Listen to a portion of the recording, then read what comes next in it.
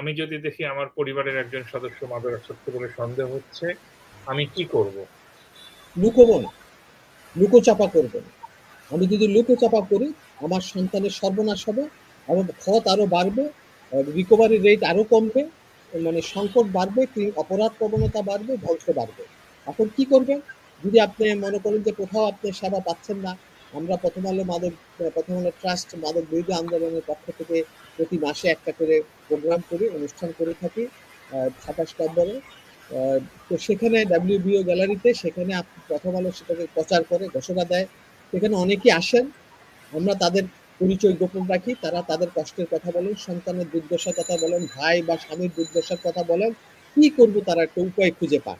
তো আমি আজকের এই ফোরাম থেকে বলতে চাই, আপনারা এই সহজলভ্য ফ্রি স্বাস্থ্য সেবাটা গ্রহণ করতে পারেন।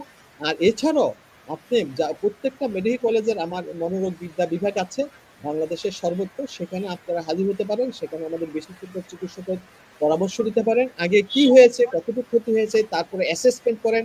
অ্যাসেসমেন্ট করার পর যে ট্রিটমেন্ট প্ল্যানিংটা করা হয়, সেই ট্রিটমেন্ট প্ল্যানিংটাকে এক্সিকিউট করার জন্য যে পরামর্শ আপনাকে দেওয়া হয়, সেই পরামর্শ পালন করার জন্য আপনারা পারিবারিকভাবে ঐক্যমত করেন, দরকার হলে স্বজনদের সাথে আলোচনা করেন, সোশ্যাল সাপোর্ট নেন, আর্থিক সংকট থাকলে অন্যের হেল্প নেন, কিন্তু ছাড় দেওয়া যাবে না। আপনার সন্তানের পিছনে লেগে থাকতে হবে, হাল ছেড়ে দেওয়া যাবে না, হাল ছেড়ে দিলে সন্তান ডুবে যাবে। সন্তান যখন আসক্ত হয়, মা বাবাও আক্রান্ত হয় ইমোশনালি। আগে নিজেকে নিয়ন্ত্রণ করুন, তারপরে সন্তানকে নিয়ন্ত্রণ করুন। সন্তানের পাশে থাকুন, সন্তানের চিকিৎসার এগিয়ে আসুন।